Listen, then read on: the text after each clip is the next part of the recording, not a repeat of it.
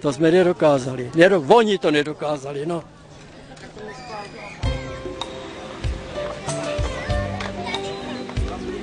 U mikrofonu máme Helču Dobrovolnou. Helčo, ahoj.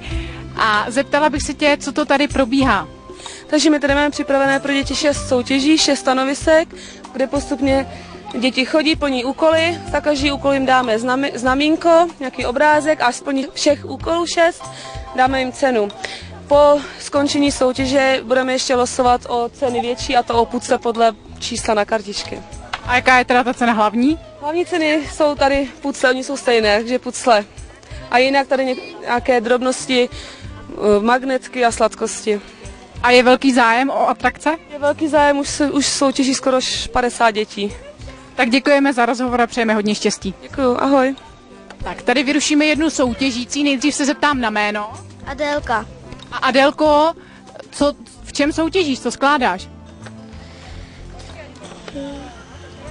Skládám puclíky, rybičky, tam chytám. A kolik už si tady nazbírala bodů na kartičku? Můžeš nám ji ukázat? Tak to už máš skoro plný počet bodů. A už si vyhrál nějakou cenu? Ještě ne. Tak ti děkujeme za rozhovor a přejeme hodně vyhraných cen. Dobrý, Rodáků nebo rodaček, respektive se tady zeptáme nejprve na jméno. No já jsem byla Tonarová, teď jsem Bláhova. A jste tady rodačka, nebo tady stále bydlíte? No, jsem odsud rodačka. Tady vedlejší paní se zeptáme na to samé.